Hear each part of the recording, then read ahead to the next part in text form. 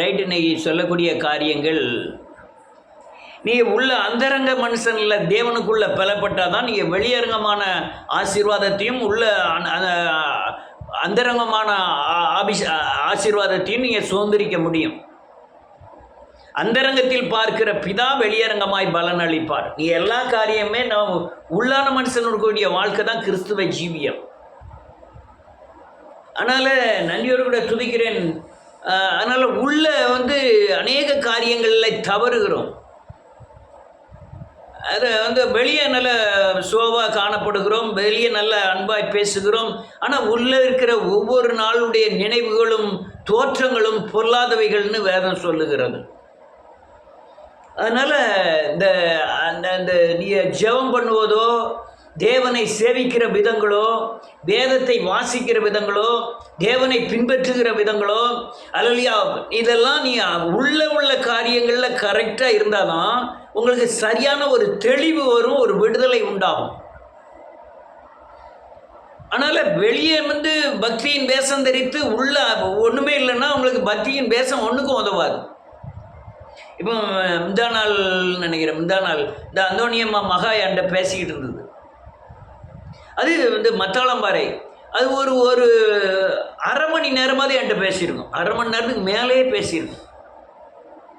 அதுக்குரிய ஆத்தமைகள்லாம் பார்த்தேன். என் தம்பி ரசிக்கப்படலை, தண்ணி அடிக்கிறான், எங்கள் அம்மாவை அடிச்சிட்டான் அப்படின்னு பல காரியங்களை என்கிட்ட சொன்னது. எங்கள் அம்மாலாம் இந்த அளவுக்கு பக்தியாக வருவாங்கன்னு எனக்கு தெரியாது. ஆண்டவரை பற்றி சொன்னாலே போ அப்படின்னு சொல்லிட்டு போயிடுவோம் எங்கள் அம்மா. ஆனால் என்னையை விட இப்போ பக்தியாக இருக்குது, நல்ல ஜெபம் பண்ணுது. ஆனால் எங்கள் அம்மாவே அடித்து போட்டான் என் தம்பி அப்படின்னு சொன்னது. அடுத்தால அந்த பொட்டில் புதர் அந்த தங்கச்சியுடைய வாழ்க்கை, பிறகு அம்பையில் உள்ள தங்கச்சியுடைய வாழ்க்கையெல்லாம் அது ரொம்ப வருத்தப்பட்டது. இப்படியெல்லாம் என் பிள்ளைகளில், என்னுடைய குடும்பங்களில் எல்லாருமே இவ்வளவு வேதனைக்குள்ளே கடந்து செல்லுகிறார்கள். நான் எப்படி என் குடும்பத்தை தூக்கி எடுக்கணும்னு தெரியலை. நீங்கள் நான் 3 நாள் ஜெபம் பண்ணட்டா, இல்லைன்னா உபவாசம் இருக்கட்டா, நான் எப்படி தேவனை பற்றி கொண்டால் நான் எப்படி அல்லேலூயா நன்றியோடு கூட துதிக்கிறேன் இந்த குடும்பங்களெல்லாம் விடுதலையாக்க முடியும்னு அந்த மத்தாளம்பார அந்த மகா மட்டுமல்ல, ஒவ்வொரு இடத்துலையும் கேட்கக்கூடிய கேள்வி இதுதான். எல்லா மனுஷர்களுக்கும் இருக்கக்கூடிய ஒரு கேள்வி.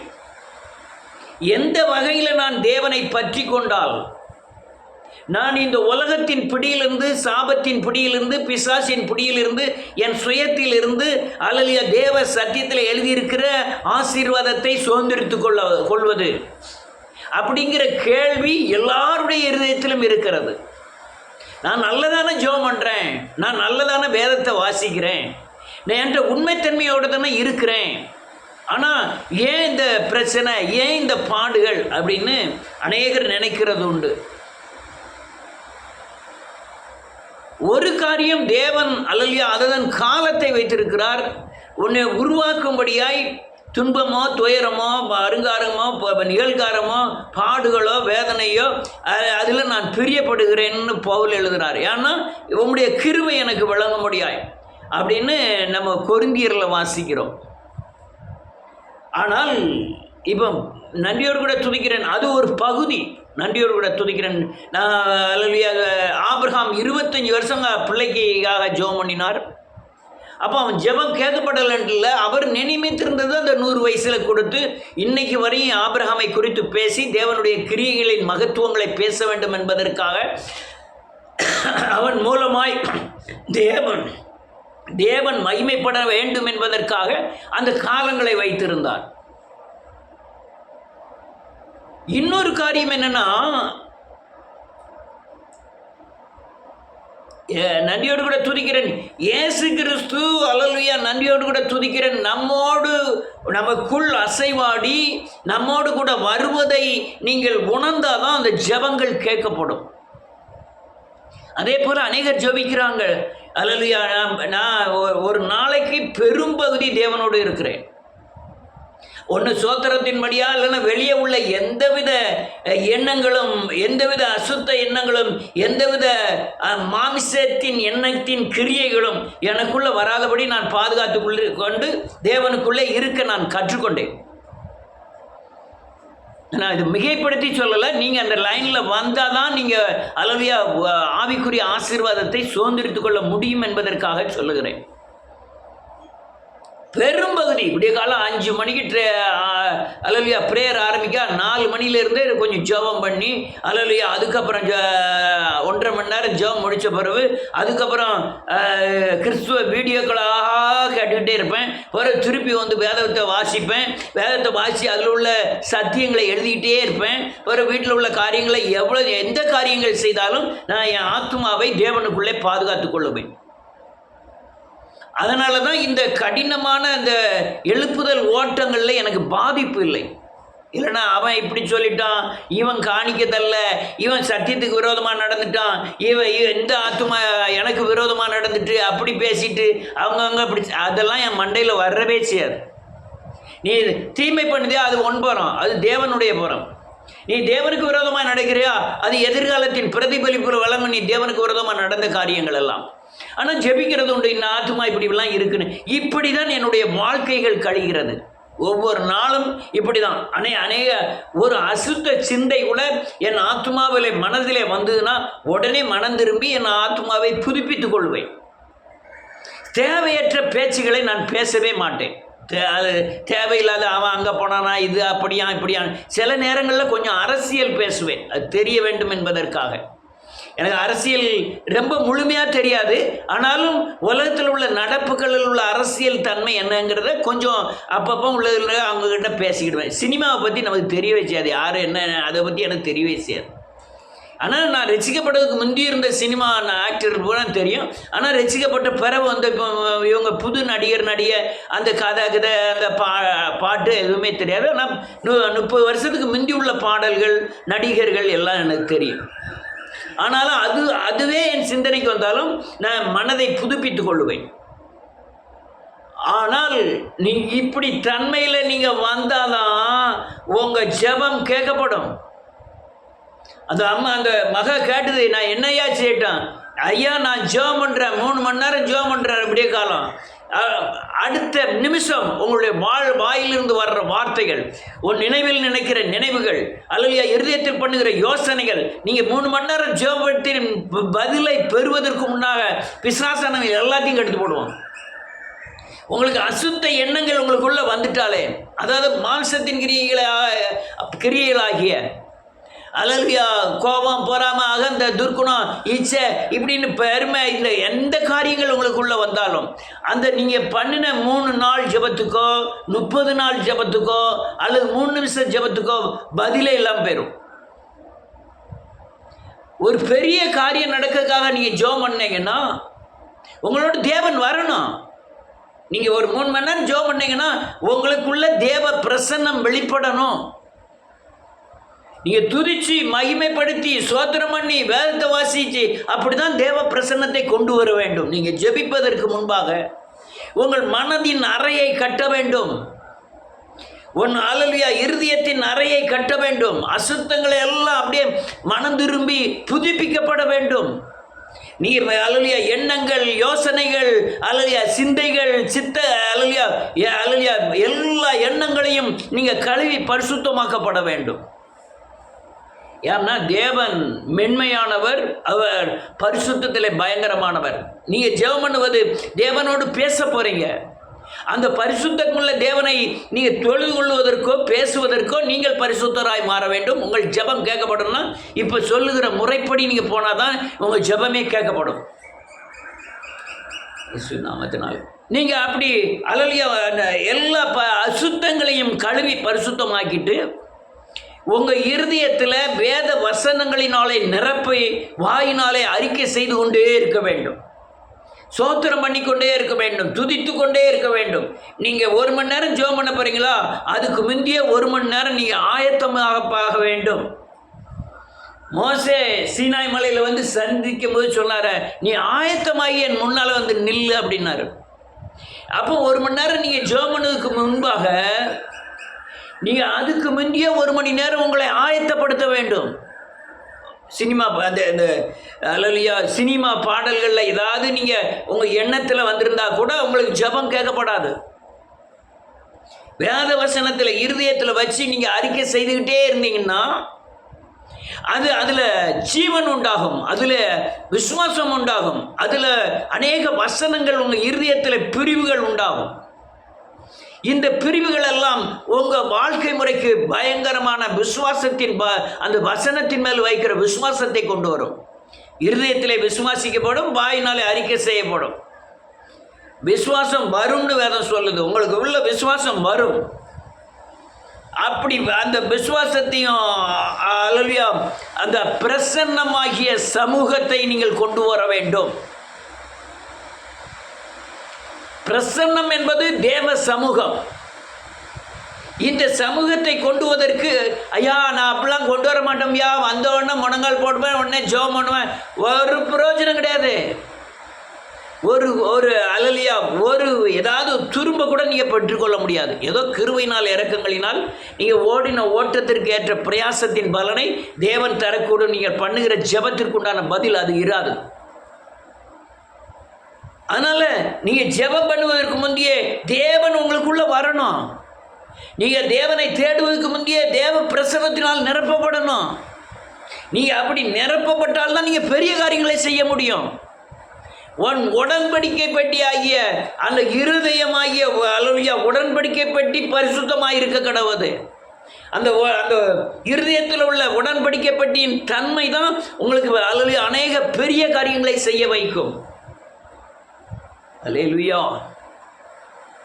அதனால் நீங்கள் ஜெபம் பண்ணி கேட்பதற்கு முன்பாகவே உங்களுக்குள்ள தேவன் வந்து தங்க வேண்டும். அவர் தேவ பிரசன்னமாய் உங்களுக்குள்ளே தங்க வேண்டும். அப்படி தங்கும்போது என்ன உண்டாகும்னா விசுவாசம் உண்டாகும், ஒரு சந்தோஷம் உண்டாகும், அல்லேலூயா ஒரு இருதயத்தில் ஒரு கிளர்ச்சி உண்டாகும். தேவன் வந்துட்டாருங்கிற அடையாளம் உங்களுக்குள்ள தெரியணும். அந்த அடையாளம் தெரிந்தால் நான் இப்போ சொல்கிறது அநேகருக்கு அந்த அந்த அந்த மத்தளம் வர அந்த இதுக்கு சொன்ன ஒன்றுமே புரிய மாட்டேங்குது. அது சிரிக்கி அப்படின்னு சிரிக்கி,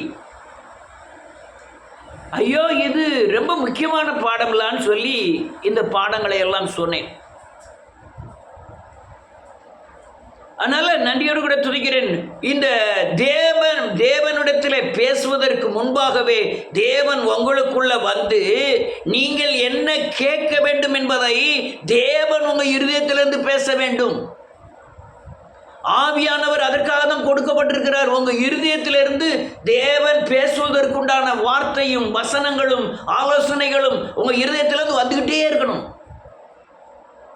உங்கள் நாவும் உங்கள் இருதயமும் ஆவியானவர் கண்ட்ரோலுக்குள்ளே போகணும். அதுக்காண்டி அந்நிய பாஷை பேசி குதிச்சு கத்தி அதை நான் சொல்லலை.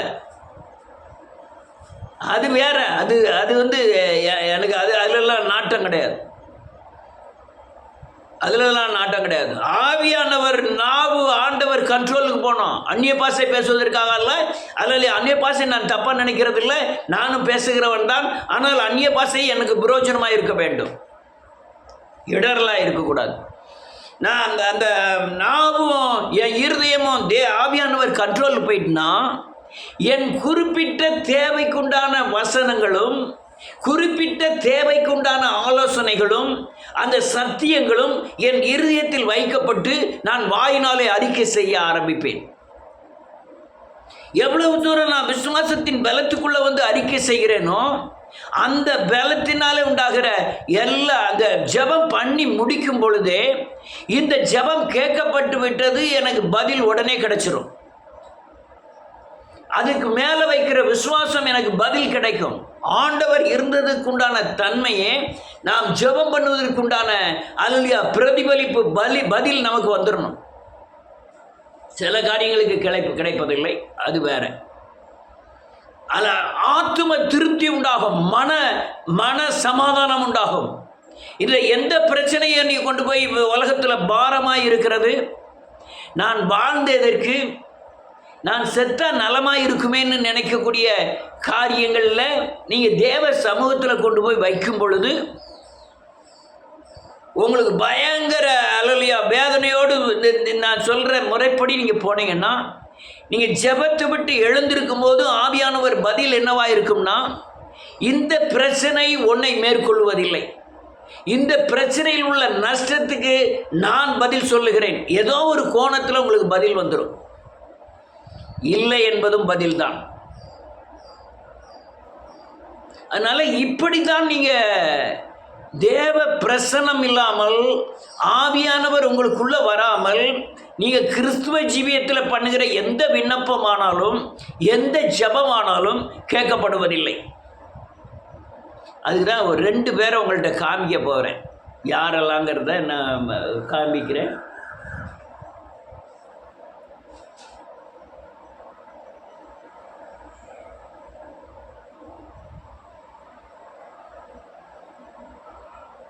யோசுவாவின் புஸ்தகம் செல்லில் தான் வாசிக்கணும். 1வது அதிகாரம் 1லிருந்து 6 வசனங்களை வாசிக்கணும்.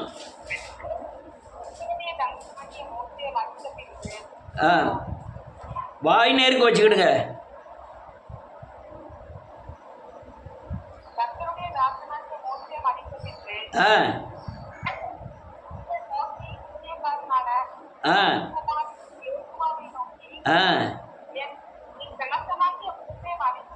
மரித்து போனான்.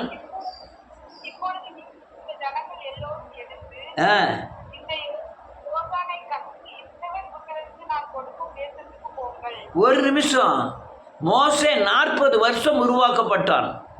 ஆனால் 40 வருஷம் அந்த உருவாக்குனதை பிரதிபலன் 40 வருஷம் நடத்தியிருக்க அந்த ஜனங்களை.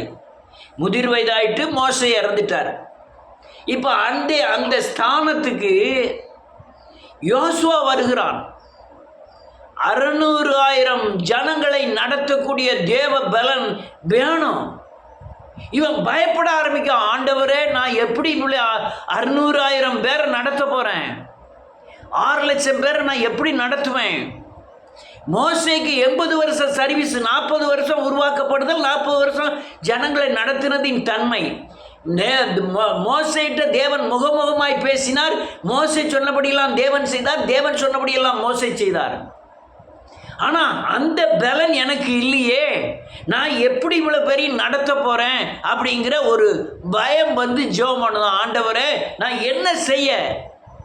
திரும்பவும் சொல்கிறேன், நீங்கள் ஜெபம் பண்ணுகிற ஜெபத்தில் எந்தவித கள்ளனோ, எந்தவித மனுஷனுக்கு விரோதமான வார்த்தைகளோ, யாரும் கெட்டு போயிடணும் அல்லது இந்த பூமியில் இல்லாமல் போயிடணும் அப்படிங்கிற விக்கிரகத்தின் முன்னால் செய்கிற ஜெபம் மாதிரி இந்த தேவனுக்கு முன்பாக செய்கிற எந்த ஜெபமும் கேட்கப்படுவதில்லை. அவன் போய் கதற ஆரம்பிக்கா. யோசுவா, ஐயா நான் என்ன செய்யட்டும்? மோசே இருந்த ஸ்தானம் வேற, யோசுவா இருக்கிற ஸ்தானம் வேற. அவன் இருந்த இடத்துல நான் இருந்து எப்படி ஊழியம் செய்ய முடியுங்கிற தன்மைக்கு யோசுவா வருகிறான். அப்பதான் அவர் சொல்றாரு 3வது வசனம்,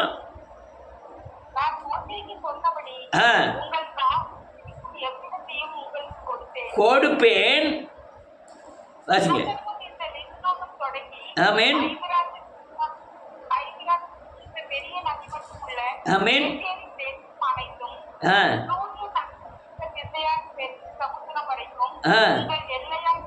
இதெல்லாம் வாக்குத்தத்தங்கள்.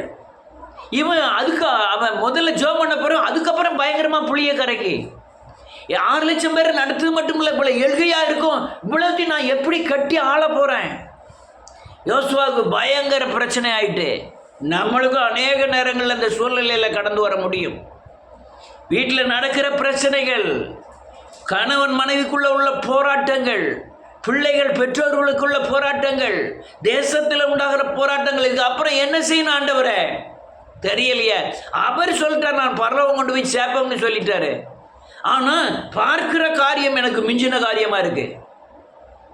என்னுடைய பலத்திற்கும் என்னுடைய ஞானத்திற்கும் உலக பொருளுக்கும் அப்பாற்பட்ட பலவீனமான பாண்டத்தை கொண்டு இப்படி பலனான காரியங்களை நான் எப்படி செய்யட்டும்? கிறிஸ்துவராக இருக்கிற நீங்கள் எல்லாரும் ஒரு கேள்வியை மாத்திரம், ஒரு காரியத்தை புரிஞ்சுக்கணும். நான் அநேக நேரம் நினைக்கிறேன், நான் தனிமையாக்கப்பட்டிருக்கிறோம். சொந்தத்தை விட்டு, பந்தத்தை விட்டு, ஜாதிகளை விட்டு, அல்லேலூயா, உலகத்தின் மேன்மையை விட்டு, நம்மை சார்ந்திருக்கிறவர்களை விட்டு, நம்ம அண்ணன் தம்பி யாராக இருந்தாலும் சரி, அவங்க கிறிஸ்துவை ஏற்றுக்கொள்ளலைனால அவங்கள விட்டு நான் தேவனை சேவிக்க முடியாது வந்திருக்கிறேன். நீங்கள் தேவனை மட்டும் சார்ந்திருக்கலன்னா வருகிற காரியங்களை எப்படி ஜெயிக்க முடியும்? ரொம்ப கொடுமையாக இருக்கும் வருகிற காரியங்கள். அப்படிதான் அவனுக்கு ஜோசுவாக்கு இருந்தது. இதெல்லாம் ஜெபம், அவன் பண்ணுற ஜெபம், ஆண்டவரே நான் என்ன செய்யட்டும்? வாக்குத்தத்தம் பண்ணுறாரு, இவ்வளவு எல்கா உனக்கு உள்ளதாக இருக்கணும், இவ்வளவுலேயும் நான் 6 லட்சம் பேரை எப்படி போய் நான் உட்கார வைக்கட்டும், எப்படி பங்கு போட்டு கொடுக்கட்டும்? 12 கோத்திரமும் 12 பிசாசின் தன்மையோடு இருந்தது. 12 பேரும் 12 கோணத்தில் இருந்தாங்க. அவங்கள பூரா எப்படி ஒருநிலைப்படுத்துவது தெரியல. அடுத்த அப்போதான் அவர் சொல்றார் பாருங்க, அடுத்த வசனம். ஆமென், ஆமென்.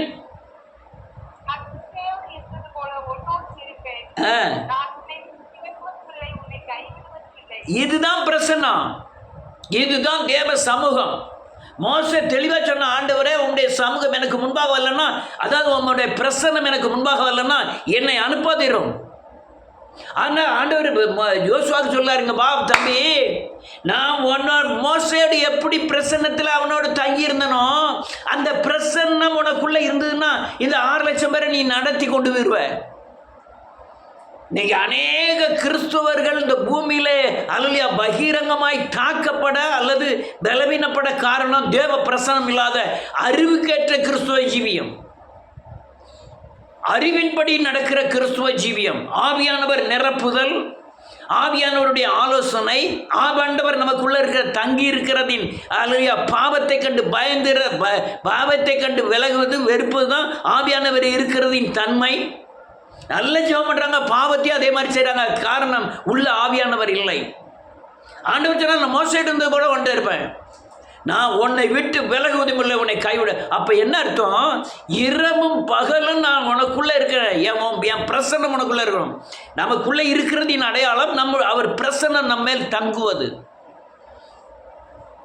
நம்மேல் அந்த பிரசன்னமானது தங்கணும். இப்போ நான் பிரசங்கித்துக்கிட்டு இருக்கேன், நான் இப்போ பிரசங்கித்துட்டு இருக்கும்போது எனக்குள்ள பிரசன்னம் இருப்பதை நான் உணர்கிறேன். நான் உணரும்போது நினைக்கிறேன், எனக்கு ஆவியானவர் எனக்குள்ளே இருக்கிறார். அதனால அந்த வார்த்தைகள் என்ன, நான் வாயை திறக்கிறதுக்கு முந்தைய வெளியே வர காரணம் ஆவியானவர் எனக்குள்ளே இருக்கிறாருங்கிற எண்ணங்கள் தான். எண்ணங்கள் இல்லை, உணர்வுகள். அழகா சொன்னார், பயப்படாத, நான் அவர் கூட எப்படி நான் அல்லேலூயா வனாந்திரத்தில் நடந்துற 40 வருஷம் அவனுக்குள்ளே இருந்தது மாதிரியே நான் உன்னோடு கூட இருப்பேன். அந்த பிரசன்னம் தான் உங்களை இந்த உலகத்திலே வாழ வைக்கும். எண்ணங்களை மாற்றுங்கள், யோசனைகளை மாற்றுங்கள், நோக்கங்களை மாற்றுங்கள், தேவனுக்குள்ளே இருக்க கற்றுக்கொள்ளுங்கள். வேத வசனத்தை இருதயத்தில் வைத்து வாயினாலே அறிக்கை செய்யுங்கள். வேத வசனம் இல்லாத வாழ்க்கையை நடத்தாதிருங்கள். அல்லேலூயா பேச்சுகள், அல்லேலூயா செயல்கள் எல்லாம் வேத வசனத்திற்குள் வரட்டும். அதுதான் தேவ பிரசன்னத்தின் அடையாளம். பாவத்தை கண்டு பயப்படுறீங்களா, துக்கப்படுறீங்களா, ஐயோ இவன் பாவம் செய்கிறானேன்னு வருத்தப்படுறீங்களா, உங்களுக்குள்ள ஆண்டவர் இருக்கிறதின் அடையாளம். பிள்ளைகள் பாவம் செஞ்சனா ஒத்துப்போனால் ஆண்டவருடைய அல்லேலூயா பிரசன்னத்தின் அடையாளம் அல்ல. ஆவியானவர் இருந்தாலும் உங்களுக்கு பாவத்தை வெறுக்கும், அவருக்கு தன்மை அதுதான். அடுத்த வசனம், 6வது வசனம்.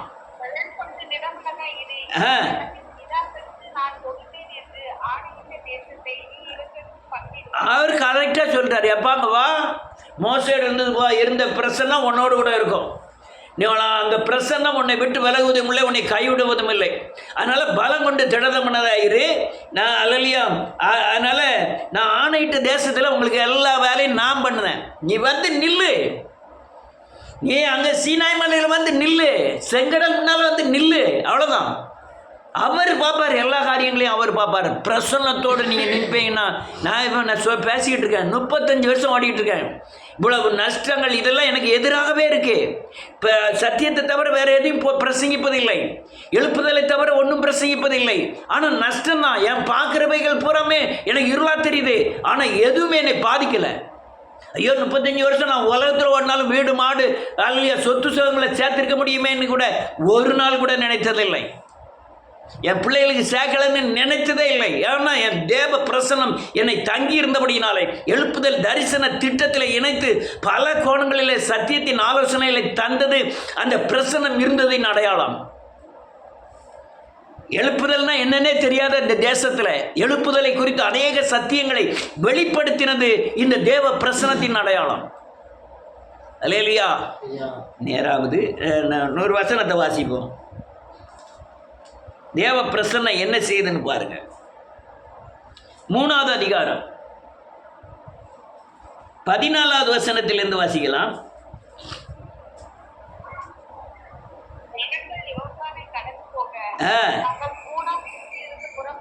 புறப்பட்டார்கள்.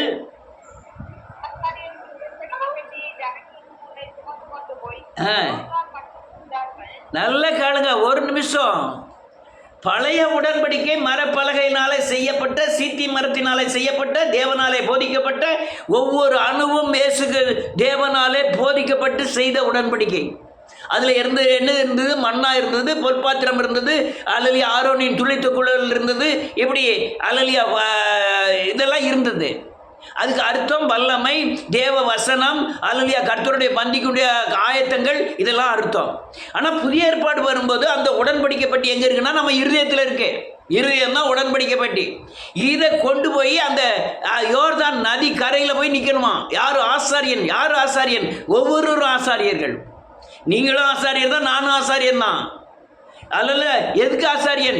எனக்குள்ள இருக்கிற தேவாலயத்தில் எனக்குள் வீற்றிருக்கிற தேவனுக்கு நானே ஆசாரியன். நான் இந்த பலிபீடத்தில் இருக்கிற இருதயம் என்னும் பலிபீடத்தில் வைத்திருக்கிற இந்த உடன்படிக்கையை பற்றியே நான் பரிசுத்தமாய் காத்திருக்க வேண்டும். அல்லேலூயா. தேவ வல்லமை இந்த பெட்டியில் இருக்க வேண்டும். வேத வசனம் இந்த பெட்டியில் இருக்க வேண்டும். அல்லேலூயா. மனம் திரும்புதலும், அல்லேலூயா, பாவ மன்னிப்பும், மாறாத பானமாகிய பொற்பாத்திரம் இருக்க வேண்டும். அப்பதான் சேர்ப்பின் கேராப்பின் ஆகிய தேவ தூதர்கள் உங்களுக்கு மேலே இருப்பார்கள். அதை கொண்டு போய் தான் நீங்க அந்த அல்லேலூயா யோர்தான் கரையில் நின்னாங்க. ஒவ்வொரு ஆசாரியர்கள், ஒவ்வொரு ராஜாக்கள். அவன் பேதுரு அப்படிதான் தான் ஆசாரியர்களும் ராஜாக்களுமாய் தெரிந்து கொண்டார். அடுத்த என்ன எழுதியிருக்கு? 15.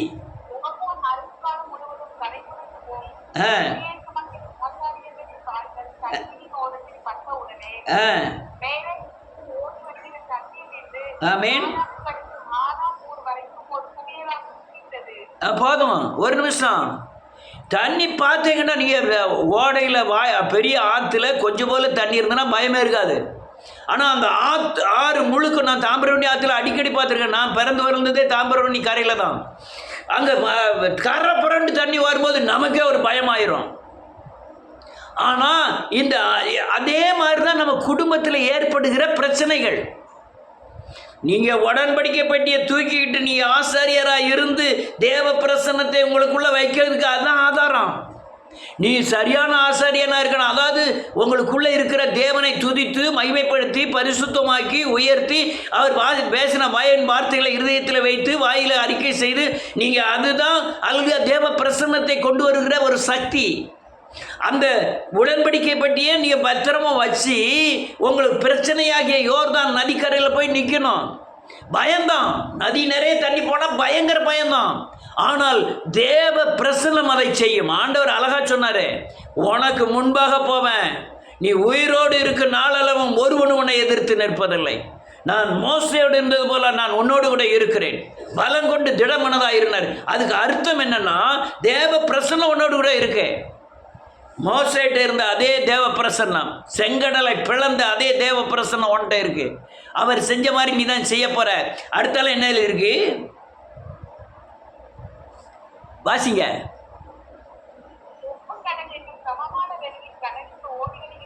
தண்ணீர் பிரிந்து ஓடிட்டு அவன் போறோம். அங்கேருந்து வார தண்ணி இவங்க கால் பட்ட உடனே மேலே அப்படியே நின்றுட்டு குவியலாம். இன்னைக்கு இதே இதை நீங்கள் செங்கடலில் பார்க்கலாம். அதே காரியங்களை இதுக்கு அர்த்தம் என்னன்னா, செங்கடலில் நடந்ததும் ஒரு பிரச்சனைன்னு எடுத்துக்கலாம். யோர்தான்ங்கிறது உங்கள் வாழ்க்கையில் நடக்கிற பிரச்சனைன்னு. மோசைக்கு எப்படி செங்கடலில் பிளந்தாரோ அதே காரியம் தான் யோர்தானில் தேவன் அல்லேலூயா யோசுவாவை கொண்டு செய்கிறார். பிரசன்னம் இல்லாத கிறிஸ்துவ ஜீவியம் அல்லேலூயா குடிகாரனுக்கு ஒப்பந்தம். பிரசன்னம் இல்லாத கிறிஸ்துவ ஜீவியம் அறிவீனனுக்கு ஒப்பந்தம். பிரசன்னம் இல்லாத கிறிஸ்துவ ஜீவியம் தோல்விக்கு அடையாளம். நீ அல்லேலூயா விக்கிரகங்களை சேவிக்கிற மாதிரிலாம் கிறிஸ்துவை சேவிக்கிறதுக்கு எந்த வழியும் கிடையாது. நீங்கள் கிறிஸ்துவை சேவித்தீர்களானால் கிறிஸ்து உங்கள் மேலே தங்கியிருக்கணும். உயிர்த்தெழுந்த ஆவியானவர் உங்கள் மேலே தங்கியிருக்கணும். அல்லையா, அனுதினம் மனம் திரும்புதல், அப்பப்போ மனம் திரும்பி பாவம் மன்னிப்பு நிச்சயத்தை பார்த்தீங்கன்னா உங்களுக்குள்ள தேவன் இருந்துக்கிட்டே இருப்பார், எப்பவுமே இருந்துக்கிட்டு இருப்பார். நீங்கள் நம்ம உலகத்தை சார்ந்த அறிவினாலும் இருக்கிறதுனால உலகத்தின் தன்மையோடு கிறிஸ்துவை சந்திக்க எதிர்பார்க்கிறோம். அல்ல, வேதவசனம் சொல்லுகிற அடிப்படையில் தான் நீங்கள் கிறிஸ்துவை சந்திக்க வேண்டும். அப்போ தான் நீங்கள் உள்ளான மனுஷனில் வல்லமையாக பெறப்பட முடியும். அங்கே தான் இருக்கு உங்கள் உள்ளான மனுஷனுடைய வாழ்க்கை தான் வெளியரங்கமான ஆசீர்வாதம், பாதுகாப்பு எல்லாமே. உள்ள 1000 பிரச்சனைகளை வச்சுக்கிட்டு, 1000 அலலியா கசப்பு மூர்க்கம் கோபங்களை வச்சுக்கிட்டு, இச்சைகளை வச்சுக்கிட்டு, பெருமைகளை வச்சுக்கிட்டு தேவன் சொல்லுகிற எந்த காரியத்தையும் நீங்கள் பெற முடியாது இயேசுவின் நாமத்தினால. ஏன்னா அவற்றை கொஞ்சம் வேணும் இருள் இல்லை. அவர் வெளிச்சமானவர், உலகத்தின் ஒளி என்று வேதம் சொல்லுகிறது. அடுத்த லைன் எழுதிருக்கு,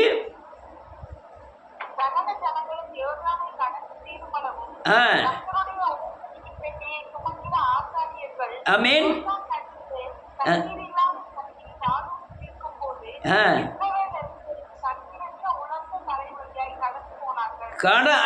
நடுவில் போய் நின்றுட்டாங்க, பெட்டியை நிப்பாட்டிட்டாங்க. அப்போ தண்ணிங்க நிக்கி குவியலாக நிற்கி ஜனங்கள் 6 லட்சம் பேர் போனால் எவ்வளோ நேரம் ஆகும்? அது தண்ணி அங்கே அது தண்ணீர் அல்ல, உங்கள் குடும்பத்தில் ஏற்பட்ட பிரச்சனைகள், உங்கள் குடும்பத்தில் ஏற்படுகிற போராட்டங்கள். திரும்பவும் சொல்கிறேன், என் வாழ்க்கையில் சந்திக்கிற அநேக காரியங்கள் அநேகர் சந்திக்கவே இல்லை. நான் ஓடி வந்த பாதைகள் ரொம்ப கரடு முரடானவைகள், முள்பாதைகள். ஆனால் எல்லாவற்றிலும் தேவ பிரசன்னம் என்னை விடுதலையாக்கிச்சு. என் வாழ்க்கையிலே நீங்கள் கணவன் மனைவி மாதிரி இல்லற வாழ்க்கையில் வாழ்கிற மாதிரிலாம் நான் வாழவே இல்லை. எங்களுடைய வாழ்க்கை முறைகள்லாம் இந்த கிறிஸ்துவ ஜீவியத்தின் அடிப்படையில் தான் இருந்தே தவிர இல்லையா உலக கணவன் மனைவி மாதிரியோ உலகத்தின் தன்மை மாதிரியே இருந்ததில்லை. பகிர்ந்து கொள்ள முடியாது, என்னுடைய ஆவிக்குரிய தன்மையை யாற்றுமே பகிர்ந்து கொள்ள முடியாது. நான் தேவனை தவிர யாற்றுமே பேச முடியாது, யாருன்னா யாருக்குமே தெரிய மாட்டேங்கு. அப்படிதான் என் கிறிஸ்துவ ஜீவியம் ஓடிக்கிட்டு இருக்கு. எரிச்சல், கோபம், பொறாமை எல்லாத்தையும் நான் பதில் செய்யாதபடி, முதல்ல பதில் செய்தேன், பதில் செய்யாதபடி சகித்து பொறுக்க ஆரம்பித்தேன். அது முள்ளாக கருதுகிறேன். அதுதான் தேவ பிரசனத்தை கொண்டு வருகிற ஒரு வழி. அல்லேலூயா. இதெல்லாம் காரியம். நீங்கள் எதனாலும் எடுத்துக்கிடுங்க. காலை ஜெபத்தை எடுத்துக்கிடுங்க, 5 வருஷம் ஓடி இருக்கு. அல்லேலூயா. சர்ச்சை நடத்தி எடுத்துக்கிடுங்க, 20 வருஷத்துக்கு மேலே ஓடி இருக்கு. சர்ச்சில் சமையல் பண்ணிலாம் போன்ற காரியங்கள்லாம் அது 10-20 வருஷம் ஓடி இருக்கு. இன்னும் எத்தனையோ காரியங்கள் ஓடி வந்த பாதைகள்லாம் அல்லையா சாதாரணமாக ஓடி வருது. ரொம்ப சங்கடம். பல சபைகள் வழியாக ஓடி வர வேண்டியதாக இருந்தது. பல ஊர்கள் வழியாக பல ஊரில் போயிருந்திருக்கேன். அல்லையா வாடகைக்கு பல ஊர்களில் இருந்திருக்கேன். பல வேலைகளை செய்திருக்கிறேன். அல்லையா கொஞ்சம் நெஞ்ச வேலை இல்லை, ஏகப்பட்ட வேலை. அல்லையா ஆனால் ஏதாவது 10 பைசா என் வீட்டில் சேர்க்கணும்னு நினச்சி நான் வேலை பார்த்ததே இல்லை. அன்னன்னைக்கு என் வயிற்ற கல்வி இயேசு கிறிஸ்துவை பிரசங்கிக்கணும்னு நினச்சேன். அதனால தான் என் பிரசன்னம் என்னை காத்து கொண்டது. நான் இப்போ சொல்கிற காரியம் எத்தனை பேருக்கு புரியுதுன்னு தெரியல. உங்கள் வீட்டில் ஏற்படுகிற யோர்தானுக்கு நீங்கள் 30 நாள் இல்லை, 6 மாதமானாலும் சரி, 1 வருஷம் நீங்கள் உபவாசம் இருந்தாலும் அந்த காரியங்கள் நடக்க போகிறதில்ல. காரணம், நீங்கள் ஆயத்தமாகி உங்களுக்குள்ள தேவ பிரசனத்தை கொண்டு வரணும். உங்கள் உடன்படிக்கையை பற்றி சரி பண்ணணும். அலலியா பலிபீடத்தை தகர்ந்து போன பலிபீடத்தை எலியா அலலியா செப்பனிட்டான்னு சொல்லுது. உங்கள் பலிபீடங்களை செப்பனிடணும். இதெல்லாம் தகுதிப்படுத்தி ஆவியானவர்களை உங்களுக்குள்ளே வச்சு தான் நீங்கள் ஜெபம் பண்ண ஆரம்பிக்க வேண்டும். உங்களால் செய்யக்கூடாத காரியம் ஒன்றும் இராது. அழகாக சொல்லார், பலங்கொண்டு திடமானதாயிரு. நான் மோசையோடு இருந்தது போல உன்னோடு கூட இருப்பேன். மோசையில் இருந்த பிரசன்னம் உன்னோடு கூட இருக்கும். அதுதான் பிரசன்னம் தான் உங்களுக்குள்ள தேவன் இருப்பதின் அடையாளம். அதனால் இதெல்லாம் காரியங்கள் அநேகர் அல்லது என்ன எத்தனையோ காரியங்களை சொல்லலாம். மோசையை குறித்து வாசி பார்த்தீங்கன்னா அல்லையா மோசே மேகங்கிற பிரசன்னத்தில் அப்படியே நிறைந்திருந்தான். அந்த பிரசன்னமாகிய மேகம்தான் அவனை எங்கே போனாலும் கூடாரம் போடுவதற்கும் கூடாரத்தை எடுத்து வேறு இடத்துல கூடாரம் போடுவதற்கும் வழிநடத்திய மேகம். அதுதான் பிரசன்னம். தேவ மகிமை உங்கள் நிரப்பி இருக்க வேண்டும். அதனால் அந்நிய பாஷை பேசணும், அதனால் நமக்கு ஜெபம் கேட்க அநேகர் அப்படி அடையாளங்களை கொண்டு வராங்க. அந்நிய பாஷை பேசினா ஜெபம் கேட்கப்படும்னு நினைக்கிறாங்க. அந்நிய பாஷை தேவனோடு பேசுகிற ஒரு மொழி, ஒரு வரம். எனக்கு ஒரு வரம் இருக்குன்னா உங்களுக்கு ஒரு வரம் இருக்கும். வரம் இல்லாதவர்களை அற்பமாய் நினைப்பது ஒரு அர்த்தம் கிடையாது. ஒருத்தனுக்கு குணமாக்குற வரம், ஒருத்தனுக்கு அல்லேலூயா வியாக்கியானம் பண்ணுகிற வரம் போல அந்நிய பாஷை ஒரு வரம் ஒருத்தனுக்கு இருக்கும், ஒருத்தனுக்கு அதனால ஆவியானவர் பெறலாம் சொல்ல முடியாது. ஆவியானவர் பெற்றதின் அடையாளம் உங்களை அல்லேலூயா இருதயத்தை, ஆவி, ஆத்மா, சரீரத்தை அவர் பரிசுத்தமாக்கிட்டே இருப்பார். பாவத்தை குறித்து நீதியை குறித்து கண்டித்து உணர்த்தி உன்னை இயேசுவை போல மாற்றுவார். மாற்றலைன்னா நீ உங்களுக்குள்ள ஆவியானவர் இல்லைன்னு அர்த்தம். இதெல்லாம் காரியங்கள். அதனால் எவ்வளோ பெரிய யோர்தான் ஆனாலும் சரி, நீங்கள் தேவனை உங்களுக்குள்ளே வருத்தி கொண்டு வரணும், வருத்தி அழைக்கணும். ஆண்டவரே எனக்குள்ளே வாருங்கிற வருத்தி அழைக்க வாருன்னு கூப்பிட்றதில்ல, உங்களை சீர்படுத்தணும், ஆயத்தமாகணும். உங்களுக்கு அல்லேலூயா தேவன் உங்களுக்குள்ளே வர்றதுக்கு ஐம்புலன்களையும் அடக்கி ஆளணும். தேவன் உங்களுக்குள்ளே வர்றதுக்கு அநேக வசனங்களை உங்கள் இருதயத்தில் வச்சு அறிக்கை செய்யணும். தேவன் உங்களுக்குள்ளே வர்றதுக்கு தேவனை துதிக்கணும், தேவனை மகிமைப்படுத்தணும், அநேக சோத்திர பலிகளை எடுக்கணும். அல்லேலூயா அந்த உலகத்தை மறக்கணும், இந்த உலகத்திலேருந்து வேறு பிரிக்கப்படணும், உலகத்தின் எண்ணங்களை கொஞ்சம் அளவு கூட இராதபடி தூக்கி தூர வீசணும். உங்கள் நஷ்டங்கள், அவமானங்கள், நிந்தைகள் எந்த காரியமும் ஜெபம் கேட்கக்கூடாதபடி தடை பண்ணும். எல்லாவற்றையும் தேவன் பார்த்துக்கொள்ளாருன்னு போடணும். அல்லேலூயா இதெல்லாம் காரியங்கள் இப்படி இருந்தால் தான் நீங்கள் உலகத்தில் தேவனுக்காய் வாழ முடியும் மட்டுமல்ல, எவ்வளோ பெரிய யோர்தானானாலும் சரி, எரிகோவானாலும் சரி, செங்கடலானாலும் சரி, பிளப்பது நீங்கள் அல்ல, உங்கள் மேலே இருக்கிற தேவ பிரசன்னம். அதனால் ஜெபத்தின் ஆயத்தமே இந்த தேவ மகிமை, அந்த தேவ சமூகம் உங்களுக்குள்ளே இருப்பது தான், தேவ பிரசன்னம் உங்களுக்குள்ளே இருப்பது தான். தேவ பிரசன்னமே தேவன் உங்களுக்குள்ளே வந்ததின் அடையாளம்.